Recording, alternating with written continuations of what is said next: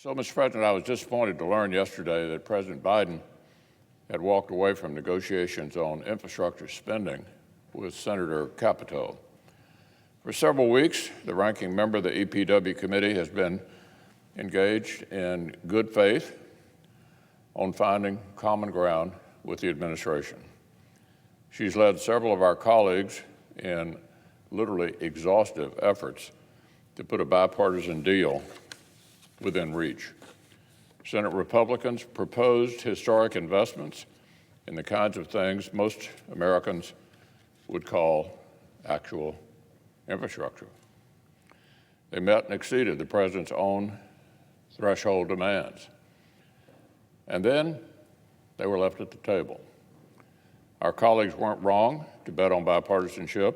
For one thing, it's what the American people actually deserve. For another, as I've noted before, infrastructure investments have historically featured overwhelming bipartisan consensus. But an agreement requires that actually each side is willing to give up some of what it wants.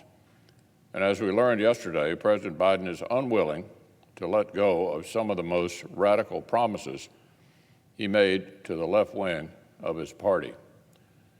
From the day the White House rolled out its first infrastructure plan in March, it's been clear that the left's definition of the word is evolving faster than even some Democrats can actually keep up with. Medicaid expansion is now infrastructure. Paid leave is now infrastructure. And job-killing tax increases to hold the assortment altogether. At every step of the way, Republicans have focused on targeted investments in roads, bridges, airports, waterways, and broadband infrastructure the American people actually need.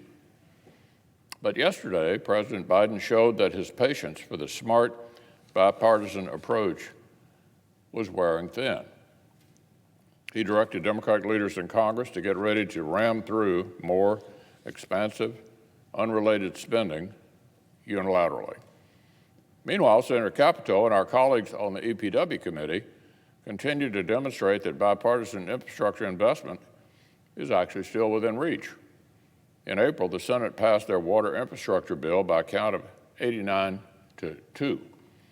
And just a couple of weeks ago, the committee reported out an historic investment in surface transportation, and they did it unanimously.